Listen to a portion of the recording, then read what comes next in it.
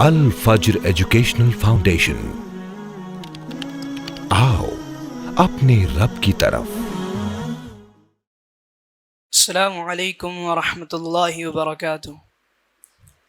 الحمد للہ رب العالمین، والصلاة والسلام علی سید الانبیاء والمرسلین وعلی آلہ واصحابہ اجمعین، اما بعد، اعوذ باللہ من الشیطان الرجیم، بسم اللہ الرحمن الرحیم۔ ظہر الفساد فی البر والبحر بما کسبت ایدی الناس لیذیقہم بعض الذی عملوا لعلہم یرجعون۔ وقال النبی صلی اللہ علیہ وسلم یوشک الامم ان تداع علیکم کما تداع الاکلۃ الی قصعتها۔ سامعین اکرام، آج جس موضوع کے تحت کچھ باتیں میں آپ کے سامنے عرض کرنا چاہتا ہوں وہ ہے موجودہ دور میں مسلمانوں کی ذمہ داریاں۔ موجودہ حالات، خاص طور پر کچھ سالوں میں بنا ہوا تعصب کا ماحول، اور خاص کر ان دنوں میں کسی کا طاقتور ہونا، ظالم کا اپنے ظلم کرنے کے بعد بھی کامیاب ہو جانا، اس سے کہیں نہ کہیں چاروں طرف ایک مایوسی کا ماحول ہو گیا ہے۔ پوری قوم میں ایک خوف کا ماحول ہو گیا ہے کہ اب کیا ہوگا، اب آگے کیسے حالات ہوں گے، کیسے ہمارے ساتھ زندگی بسر کی جائے گی، کیسا سلوک کیا جائے گا۔ جبکہ اللہ رب العالمین قرآن کریم میں بار بار فرماتا ہے کہ مومن کبھی مایوس نہیں ہوتا، مومن کبھی حالات سے نہیں ڈرتا، حالات کتنے ہی زیادہ بد سے بدتر ہو جائے، مومن کبھی غمگین نہیں ہوتا۔ اس عنوان کو اگر ہم پوائنٹس کی شکل میں دیکھیں تو اللہ رب العالمین نے اور نبی اکرم صلی اللہ علیہ وسلم نے کئی باتیں اس عنوان کے تحت الگ الگ مقامات پر ہم کو بیان فرمائی ہیں۔ سب سے پہلی چیز، دنیا میں عذابات کا آنا، دنیا میں فسادات کا ہونا، دنیا میں ظالم بادشاہ کا ہم پر مسلط کر دیا جانا، پوری قوم کو نشانہ اور ٹارگٹ بنایا جانا، اس میں کہیں نہ کہیں ہمارے عمل کا نتیجہ ہوتا ہے، ہمارے گناہوں کا نتیجہ ہوتا ہے۔ جیسا کہ اللہ رب العالمین سورہ روم آیت نمبر 41 میں فرماتا ہے، ظہر الفساد فی البر والبحر بما کسبت ایدی الناس، کہ اس زمین میں اور سمندروں میں فساد پھیل گیا، فساد ظاہر ہو گیا اس عمل کے نتیجے میں جو آپ نے کمایا۔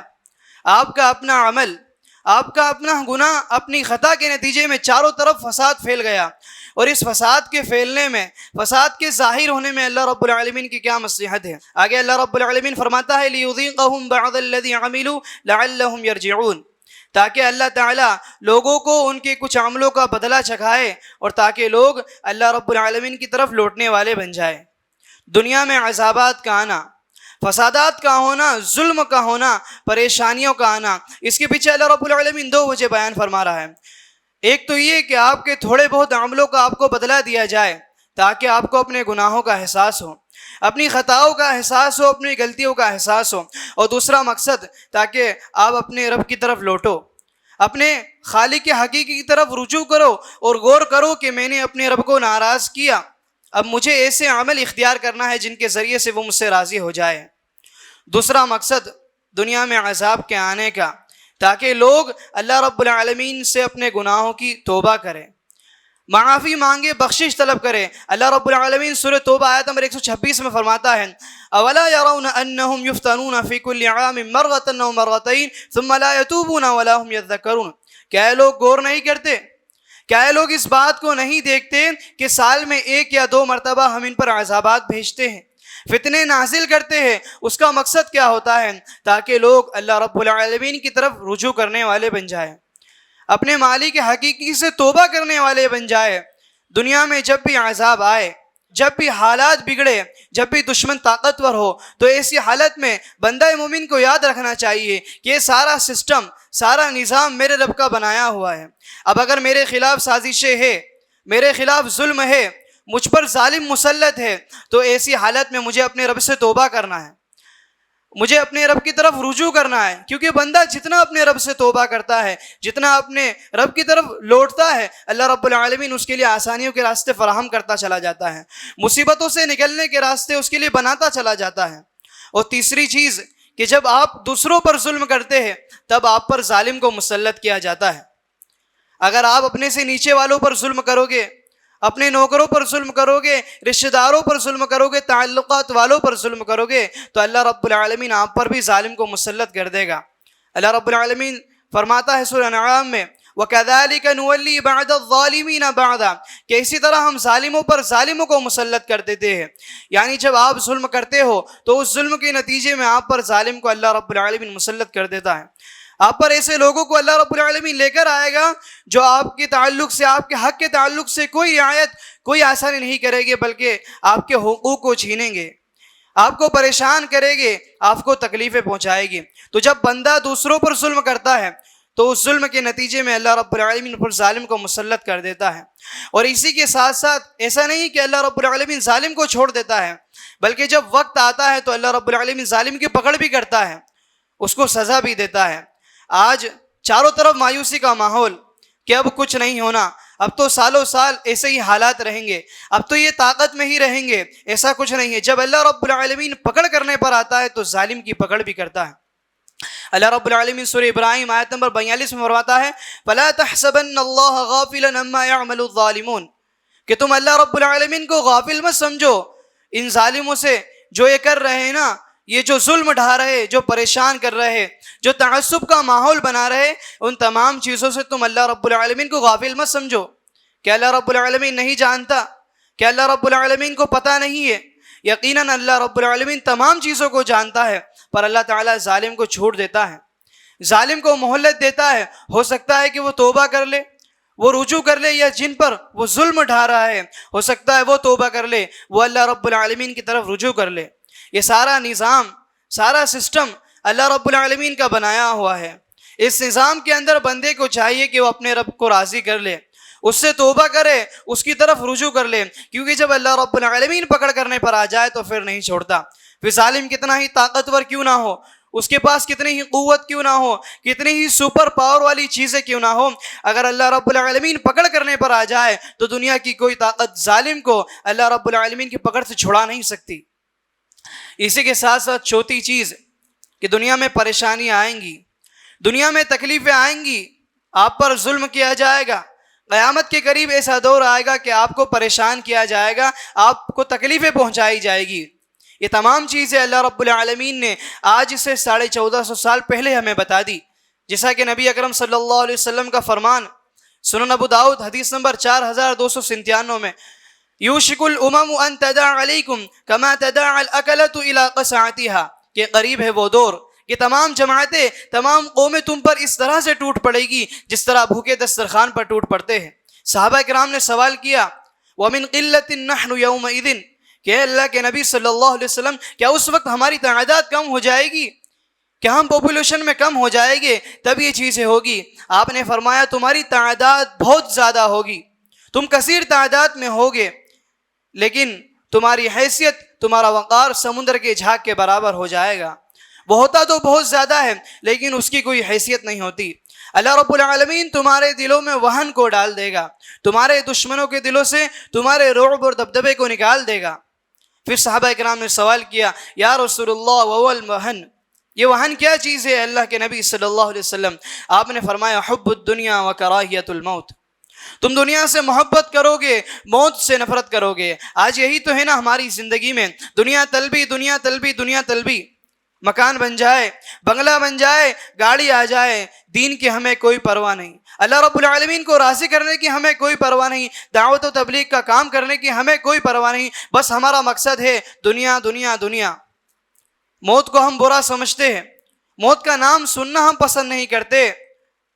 جب بندہ اپنی زندگی کو ان حالات پر لے آتا ہے تب عذابات نازل ہوتے ہیں، تب فتنے نازل ہوتے ہیں. اور آج یہ ہمارے دلوں میں وہن ہی تو آ گیا ہے نا کہ جس نے ہمیں کمزور بنا دیا ہے، جس وہن نے ہمیں بزدل بنا دیا ہے، جس وہن نے ہمیں ایسا بنا دیا ہے کہ ہم اللہ رب العالمین کی دین کی بات کرنے سے بھی ڈرتے ہیں.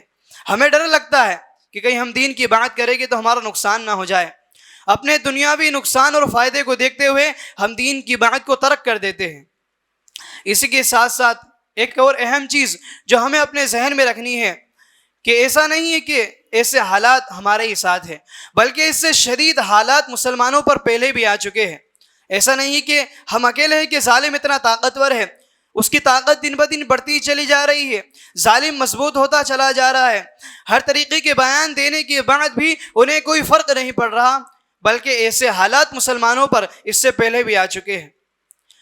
اس لیے مسلمان کو مومن کو کبھی مایوس نہیں ہونا چاہیے، ہر حالت میں اپنے رب کو راضی کرنے کی کوشش کرنا چاہیے، کیونکہ پہلے بھی مسلمانوں پر حالات بگڑے لیکن مسلمان کبھی مایوس نہیں ہوا۔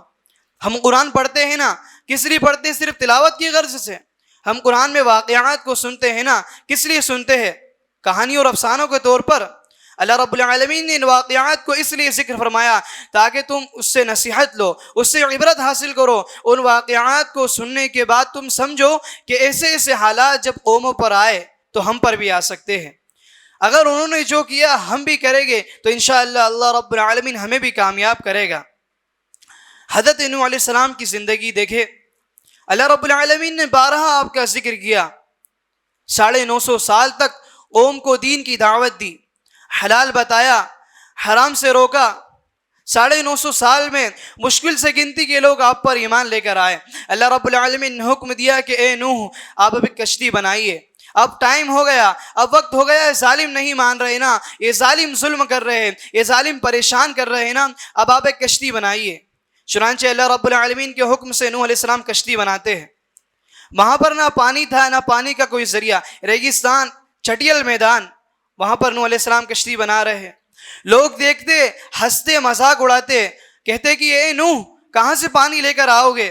کیا اس کشتی کو ہوائیں لے کر اڑے گی یا اس کو بیل کھینچے گے؟ طرح طرح کی باتیں کرتے، طعنے دیتے، پریشان کرتے۔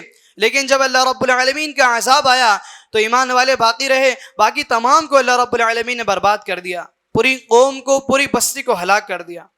اور اس سے شدید دور تو حضرت موسیٰ علیہ السلام پر آیا۔ آج ہمارے سامنے جو ظالم ہیں نا، ان کے اتنے بڑے دعوے نہیں، ان کی اتنی طاقت نہیں جتنی طاقت فرعون کی تھی، ان کے اتنے بڑے دعوے نہیں جتنے بڑے دعوے فرعون کے تھے۔ وہ تو کہتا تھا انا ربکم الاعلی، کہ میں بڑا رب ہوں۔ ارے موسیٰ کس رب کی طرف دعوت دے رہے ہیں؟ رب تو میں ہوں، نعوذ باللہ۔ اتنا طاقتور، اتنا ظالم، اتنا سرکش، کہتا تھا کہ میں بڑا رب ہوں۔ اس کے پاس طاقت، قوت اس کے پاس، قوم اس کے پاس، پوری حکومت اس کے پاس، اور حضرت موسیٰ علیہ السلام اور بنی اسرائیل کمزور سے لوگ۔ حضرت موسیٰ علیہ السلام نے بنی اسرائیل سے کہا کہ تم اللہ رب العالمین پر ایمان لے آؤ، اللہ رب العالمین تمہاری حفاظت کرے گا۔ چنانچہ جو لوگ ایمان لائے ان کو لے کر حضرت موسیٰ چلے۔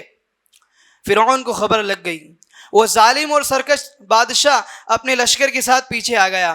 حالات یہ ہو گئے کہ چلتے چلتے یہ لوگ ایسے مقام پر پہنچ گئے کہ سامنے سمندر اور پیچھے فرعون اور اس کا لشکر، پیچھے ظالم کھڑا ہے، سامنے سمندر ہے، بچنے کا کوئی ذریعہ نہیں۔ لیکن مومن کبھی مایوس نہیں ہوتا، کبھی غمگین نہیں ہوتا، اللہ رب العالمین کی ذات پر اس کو ہمیشہ یقین ہوتا ہے۔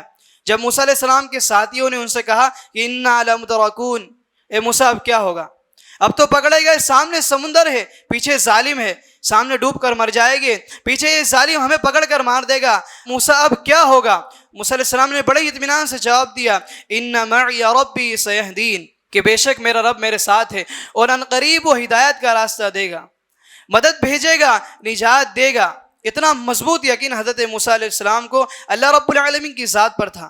جب یقین دکھایا، جب توکل دکھایا، ایمان دکھایا، تو اللہ رب العالمین نے کہا کہ اے موسیٰ ذرا اپنی چھڑی تو سمندر پر مارو۔ جیسے ہی سمندر پر چھڑی ماری، اللہ رب العالمین نے سمندر کے 2 حصے کر دیے۔ وہ سمندر جس کا کام تباہی، جس میں گہرائی، جس کا کام ہلاک کرنا۔ آپ نے ابھی ایک سوشل میڈیا پر ایک ویڈیو وائرل ہو رہی ہے جس کے اندر 5 لوگ سمندر کے اندر ایک سبمرین میں بیٹھ کر ٹائٹن جہاز کے ملبے کو دیکھنے گئے تھے، لیکن وہ جیسے ہی سمندر کی گہرائی میں گئے، سمندر کے دباؤ نے ان کو ہلاک کر دیا، 5 لوگوں کو، پوری سبمرین کو برباد کر دیا۔ اتنی گہرائی سمندر میں، اتنا ہلاکت بھرا سمندر، لیکن جب اللہ رب العالمین مدد کرنے پر آتا ہے تو اس سمندر میں بھی راستے بنا دیتا ہے۔ اسی راستے سے حضرت موسیٰ علیہ السلام گزر گئے، بنی اسرائیل گزر گئے، لیکن جب فرعون گزرنے لگا تو اللہ رب العالمین نے دونوں راستوں کو پھر ملا دیا اور اسے وہیں ڈوبو کر ہلاک کر دیا۔ حضرت موسیٰ کا تذکرہ اللہ رب العالمین نے 70 سے زائد مقامات پر کیا ہے۔ کیا وجہ ہے؟ اللہ رب العالمین ہمیں کیا بتانا چاہتا ہے؟ اس واقعے کے ذریعے سے ہمیں کیا پیغام دینا چاہتا ہے؟ اللہ رب العالمین اس واقعے کے ذریعے سے ہمیں یہی پیغام دینا چاہتا ہے کہ تیرے سامنے ظالم کتنا ہی طاقتور کیوں نہ ہو، سارے راستے تیرے سامنے بند کیوں نہ ہو جائے، اگر تیرا یقین اللہ رب العالمین پر ہے، تیرا ایمان اللہ رب العالمین پر ہے، تو اللہ رب العالمین وہاں راستے بنائے گا جہاں تجھے کوئی راستہ نظر نہ آئے گا۔ اللہ رب العالمین وہاں مدد بھیجے گا جہاں مدد تجھے نظر نہ آئے گی، اللہ رب العالمین وہاں مدد کرے گا۔ آپ یقین تو رکھو، ایمان تو رکھو اللہ رب العالمین کی ذات پر. اور اس سے کئی زیادہ مثالی زندگی تو ہمارے نبی حضرت محمد صلی اللہ علیہ وسلم کی زندگی ہے کہ جب آپ نے کفار مکہ سے کہا قولوا لا الہ الا اللہ تفلحوا، کہ کہہ دو کہ اللہ رب العالمین کے سوا کوئی معبود برحق نہیں، کامیاب ہو جاؤ گے. کفار مکہ ناراض ہو گئے، گالیاں دینے لگے، مجنون ہے، دیوانہ ہے، پاگل ہے، یہودیوں کا ایجنٹ ہے، طرح طرح کے طعنے دیتے، کچرا پھینکتے، پتھر مارتے، صحابہ کرام کو تکلیفیں پہنچاتے. چاروں طرف سے زندگی تنگ کر دی گئی، حکومت ان کے ہاتھ میں ہے، سپر پاور ہے. اتنا بڑا منصوبہ بنا لیا کہ اللہ کے نبی صلی اللہ علیہ وسلم کو قتل کر دیا جائے، مسئلہ حل ہو جائے گا. آپ کو قتل کر دو، بات ختم. آپ کے قتل کی سازش کر لی گئی. اس پورے واقعے کو اللہ رب العالمین نے قرآن کریم میں ذکر کیا وَإِذْ يَمْكُرُ بِكَ الَّذِينَ كَفَرُوا، کہ جب کافر آپ کے بارے میں میٹنگ کر رہے تھے کہ کیا کرے، قتل کر دے، کیا کرے، قید کر دے. وَيَمْكُرُونَ وَيَمْكُرُ اللَّهُ، وہ بھی پلاننگ کر رہے تھے اور اللہ رب العالمین بھی پلاننگ کر رہا تھا. پر وہ کون ہے جو اللہ رب العالمین سے بہتر پلاننگ کر سکے؟ ان لوگوں نے منصوبہ بنایا، رات میں نوجوانوں کو جمع کیا، جیسے ہی صبح آپ صلی اللہ علیہ وسلم گھر سے نکلے آپ کو قتل کر دیا جائے. ان تمام کے بیچ سے آپ نکل کر چلے گئے، کوئی دیکھ نہ سکا. اللہ رب العالمین بچانے والا ہے، اللہ حفاظت کرنے والا ہے. اللہ کے نبی کو اللہ رب العالمین نے پہلے ہی بتا دیا کہ آپ کا کام دین پہنچانا ہے. واللہ یعصمک من الناس، لوگوں سے آپ کی حفاظت کے لیے اللہ رب العالمین کافی ہے. اللہ رب العالمین اپنی دین کی حفاظت کرتا ہے، اپنے دین کے ماننے والوں کی حفاظت کرتا ہے. شرط یہ ہے تم یقین رکھو، تم ایمان رکھو. اللہ رب العالمین اپنے بندوں کو کبھی بھی ذلیل اور رسوا نہیں ہونے دیتا. اس بات پر بندہ مومن کو پورا مکمل یقین ہونا چاہیے. اب بات آتی ہے ذمہ داریوں کی کہ آج ہمارے سامنے حالات اتنے زیادہ شدید ہو گئے ہیں، تو ایسے حالات میں ایک مسلمان کی ذمہ داری کیا ہوتی ہے، اسے کیا کرنا چاہیے، کیا اس کا عمل ہونا چاہیے؟ تو سب سے پہلی چیز ایمان ہے. اپنے آپ کو مومن بناؤ، صرف زبان سے کہنے والا نہیں، صرف ایمان کے دعوے کرنے والا نہیں، بلکہ زبان سے اقرار بھی کرو اور دل سے تصدیق بھی اور عمل سے کر کے بھی دکھاؤ. آج ہمیں سب سے زیادہ ضرورت اپنے ایمان کو مضبوط کرنے کی ہے. اللہ رب العالمین فرماتا ہے وَعَدَ اللَّهُ الَّذِينَ آمَنُوا وَعَمِلُوا الصَّالِحَاتِ لَيَسْتَخْلِفَنَّهُمْ فِي الْأَرْضِ، کہ جو لوگ ایمان لائے اور ایمان کے ساتھ ساتھ عمل صالح کیے، اللہ رب العالمین ان کے دین کو قائم کر دے گا، ان کو زمین کا خلیفہ بنا دے گا، ان کے خوف کو ختم کر دے گا، ان کو امن عطا کرے گا. شرط کیا ہے؟ یعبدوننی لا یشرکون بی شیئا، کہ وہ میری عبادت کرے اور میرے ساتھ کسی کو شریک نہ کرے. آج ایمان، توحید اور عقائد، آج ہم دیکھتے ہیں کہ ایمان کے نام پر چاروں طرف شرک پایا جاتا ہے. اللہ رب العالمین کو چھوڑ کر دوسروں کی عبادت کی جا رہی ہے. ہر طریقے کا شرک، ہر طریقے کا کفر اور ہر طریقے کی بدعت پورے معاشرے میں عام ہے. پھر بھی لوگ کہتے ہیں کہ ظالم کا خاتمہ ہونا چاہیے. پہلے آپ اپنے ایمان کو تو مضبوط کرو، تب اللہ رب العالمین کی مدد آئے گی. اللہ رب العالمین تو کہتا ہے وَلَا تَهِنُوا وَلَا تَحْزَنُوا وَأَنْتُمُ الْأَعْلَوْنَ إِن كُنتُم مُؤْمِنِينَ، کہ تم غم مت کرو، تم سستی مت کرو، بزدلی اختیار مت کرو. یقیناً تم سربلند رہو گے، تم کامیاب رہو گے اگر تم مومن ہو تو، تم ایمان والے ہو تو.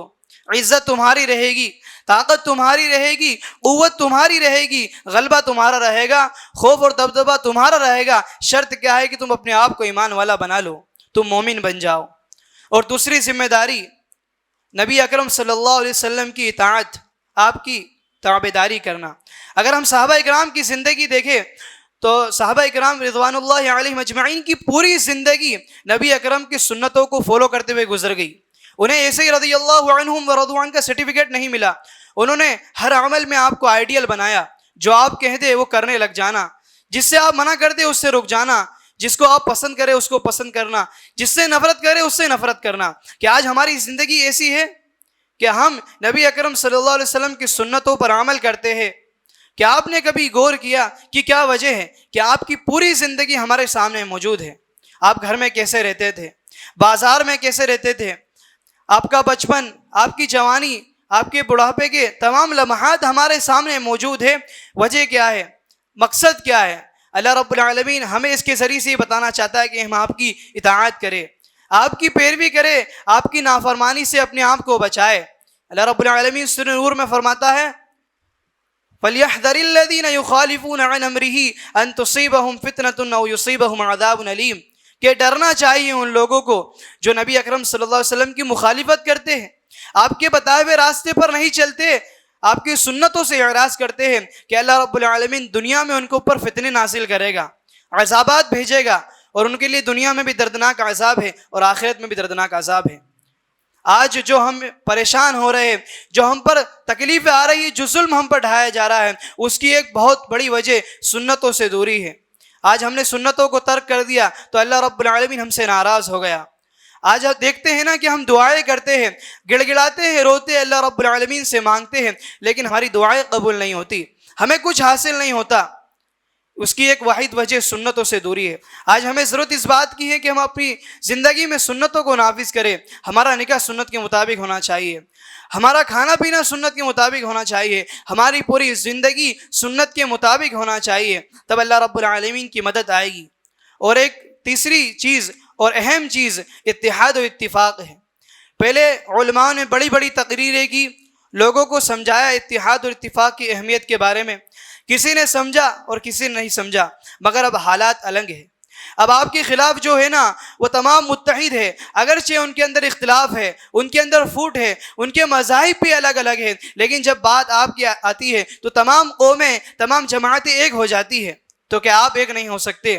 آپ کے پاس تو توحید ہے نا، آپ کا تو دین بھی ایک ہے، آپ کے پاس تو رسالت ہے، آپ کے پاس تو قرآن ہے، تو کیا ہم ایک نہیں ہو سکتے؟ جب تک ایک نہیں ہوگے تب تک اللہ رب العالمین کی مدد نہیں آئے گی۔ اللہ رب العالمین فرماتا ہے وَأَطِيعُوا اللَّهَ وَرَسُولَهُ وَلَا تَنَازَعُوا فَتَفْشَلُوا وَتَذْهَبَ رِيحُكُمْ وَاصْبِرُوا إِنَّ اللَّهَ مَعَ الصَّابِرِينَ، کہ اطاعت کرو اللہ رب العالمین کی اور اس کے رسول کی، اور آپس میں اختلاف نہ کرو، آپس میں جھگڑے نہ کرو۔ اگر تم جھگڑو گے، اختلاف کرو گے تو تم بزدل ہو جاؤ گے، تم کمزور پڑ جاؤ گے، تمہاری ہوا اکھاڑ دی جائے گی۔ اور صبر کرتے رہو، اللہ رب العالمین صبر کرنے والوں کے ساتھ ہے۔ اتحاد سے طاقت آتی ہے، اتحاد سے شجاعت آتی ہے، بہادری آتی ہے، قوت آتی ہے، اور اختلافات سے بزدلی آتی ہے۔ چھینا جاتا ہے، ظلم کیا جاتا ہے، پریشان کیا جاتا ہے۔ آج جتنا ممکن ہو سکے اتحاد کی کوشش کرے۔ اختلافات تو صحابہ اکرام میں بھی تھے، اختلافات ہم میں بھی ہے۔ اختلافات کو ایک طرف رکھ کے محلے وائز، پڑوسی کے حساب سے، معاشرے کے حساب سے جیسے ممکن ہو سکے اتحاد کی کوشش کرے، چاہے ایجوکیشن کے نام پہ، چاہے ظلم کے نام پہ، چاہے آگے ترقی کے نام پہ جوڑنے کی کوشش کرے۔ اور ایسا نہیں ہے کہ تمام چیزیں ہم بڑی بڑی باتیں کر کے، بڑی بڑی تقریریں کر کے لوگوں کو جوڑیں گے۔ ہر بندہ اپنے حساب سے کوشش کرے، اپنے لیول کی کوشش کرے۔ اگر ہم کوشش کریں گے تو انشاءاللہ اللہ رب العالمین مدد بھیجے گا۔ خلاصہ کلام یہی ہے کہ آج جو دنیا میں ہم پر ظلم ڈھایا جا رہا ہے، جو ہم پریشان کیے جا رہے ہیں، اس کی ایک بہت بڑی وجہ ہمارے خود کے اعمال ہے۔ آج ہم نے اپنے اعمال کو بگاڑ دیا، اپنے کردار کو بگاڑ دیا، اپنا تعلق اللہ رب العالمین سے توڑ دیا۔ ہم ذرا سی پریشانی آتی ہے تو اللہ رب العالمین کو چھوڑ کر غیروں کے در پر جا کے اپنے ماتھے کو ٹیک دیتی ہے۔